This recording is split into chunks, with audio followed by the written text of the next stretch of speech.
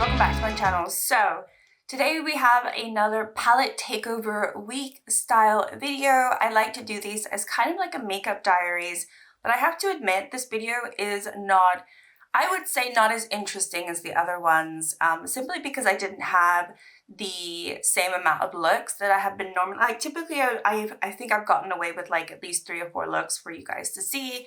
And in today's video, I really didn't end up going into this palette very much. So what I end up doing is I do a separate video with my channel members and we randomly choose a palette and I do a get ready with me. And the Afterglow palette from NARS was picked for this week. Now, this is a palette that I've had since 2020. I remember specifically I got it on sale from John Lewis online and I was super excited. I'd never tried a NARS eyeshadow before. And it was quite pricey. It was on sale, but it's still pricey. Like NARS is pricey. Obviously, when you compare it to indie eyeshadow now, it's about the same. It's not actually that pricey because indie eyeshadow is ridiculously expensive, but for a purpose, right? For a reason. I think with NARS, you're just buying the brand, like the actual name. But at the time I didn't know. I was just a little person here on YouTube and I had no clue. So I bought the Afterglow and I really enjoyed it. This is what the palette looks like. It's really warm tone. And at the time I was really into warm tone eyeshadow. I still dip into it occasionally here and there. Like I do like cool tone and I like warm tone. I think for the most part, I lean more on warm tone or more, not warm tone, more neutral / cool as opposed to warm, but definitely, you know, there are moments that I like warm tone. I don't know what this look would qualify as. It's a little bit of a mix, but I don't know.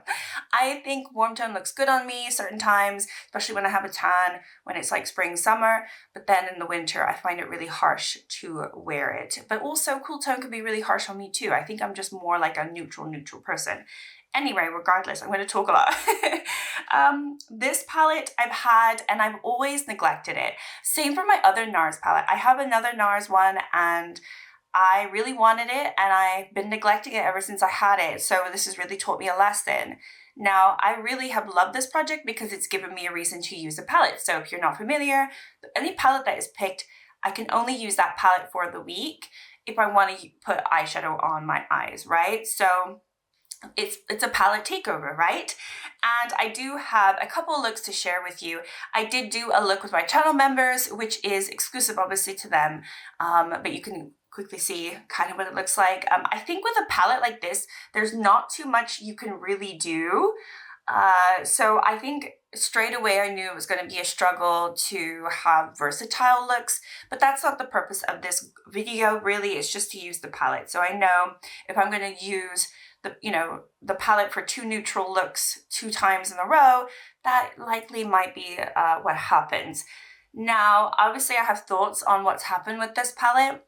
If you watched my Club Nebula video, obviously that one just ended up just going bad. The formula just died on me. And I really feel like in some of these shades, the formula has died, but I also think overall just my tastes have changed. But I don't want to get ahead of myself. I mean, I will speak about it during the little clips when you watch the little get ready with me's. So hopefully you enjoy it. It's a little makeup diaries, but it's short and sweet, and I will be back for my final thoughts, sadly.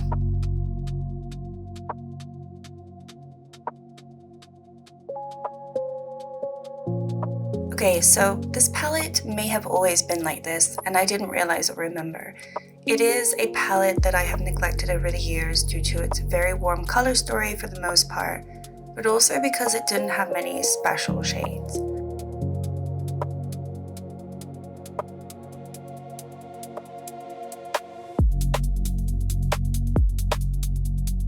My collection has grown a lot since 2020, and my eyes were opened when I tried indie eyeshadow for the first time.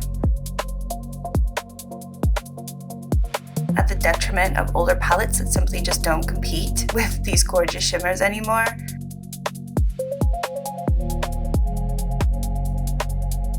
Looking at these 2 looks, I can see that the mattes perform fine, and I don't think that I had any issue with them when I was applying them.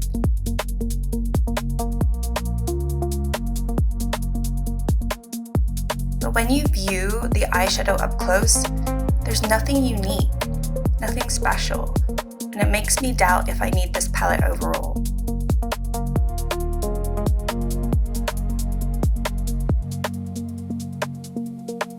I have nice mattes in other palettes where they do have these special shades that I'm used to now, so while I do think that the formula may have changed on this palette over time,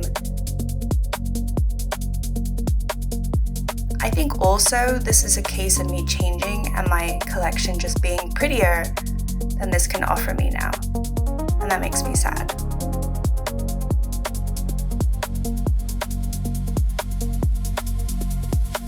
Okay, so as you can see, I only ended up doing two looks for you.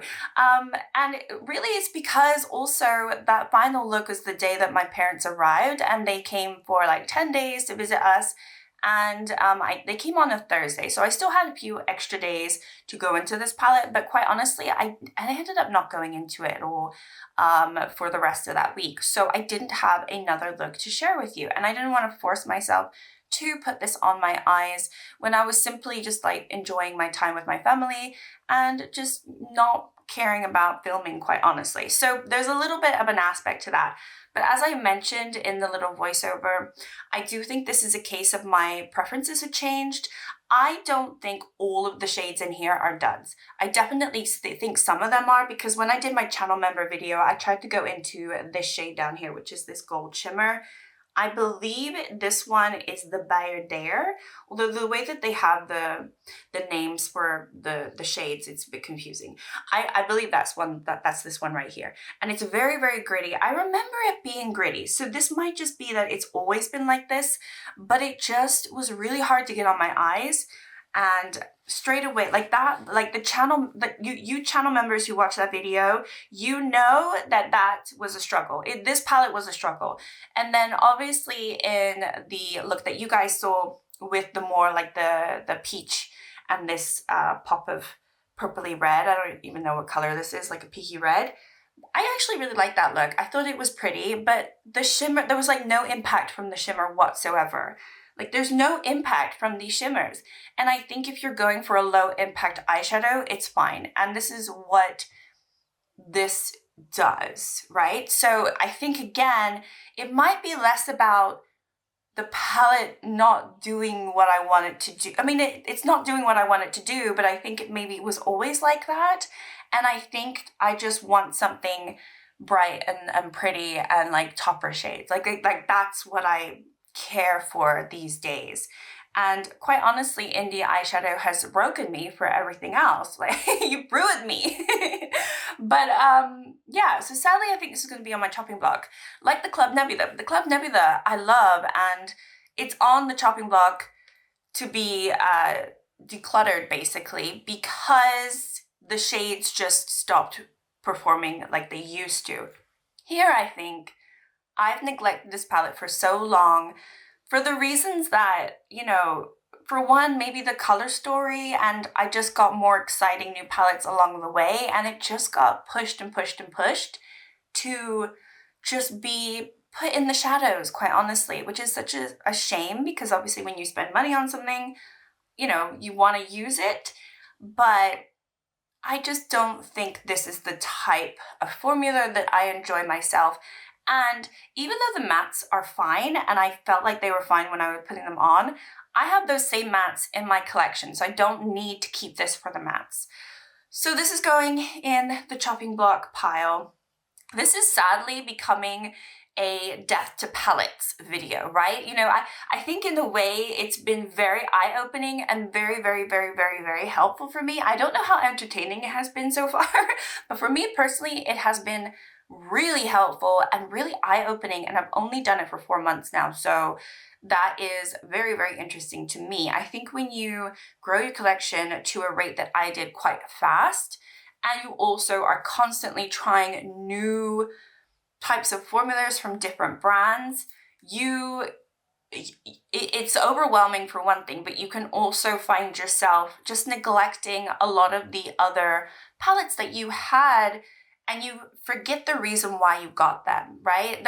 I still have this in my my mind where I buy a palette, I love the color story, and I end up looking at it and then I'm like, actually, I don't like this color story, so why did I buy it? You know, there's also like that thing as well. So maybe it's me, I'm a little bit of a ditz. I don't know what I like. I'm slowly figuring that out. But yeah, I'm really actually sad. I feel like this is the death of a palette, and this series is slowly showing me which palettes are no longer welcome in my collection, and I don't want to just keep palettes for memories because I don't need to, and I would like to clear up space. So anyway, that is the video for today. I'm sorry it wasn't super interesting, but it's just eye-opening for me. And honestly, I would encourage anyone to, if you have a big collection, maybe just try this out and see, you know, just randomize and see if there's a palette in your collection that you haven't used in like 2-3 years, and or even a year, and just see if you like it. Do you like it? And if you don't, does it even serve a purpose to keep in your collection? I don't see a purpose to keep this because I have a lot of mattes in my collection, like single mattes, like all my ColourPop singles. They could replace all of these. What I will say is, if I did declutter this, which likelihood I will, I would kind of miss this shade, and also this shade, I really like this shade.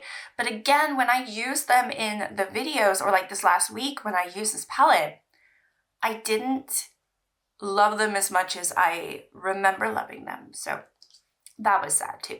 Anyway, that is it. Thank you so much for watching and sticking around. I will see you in a video tomorrow, and hopefully you're all doing well. Thank you. Bye. So I just realized I had lipstick all over my teeth. Why didn't you tell me that?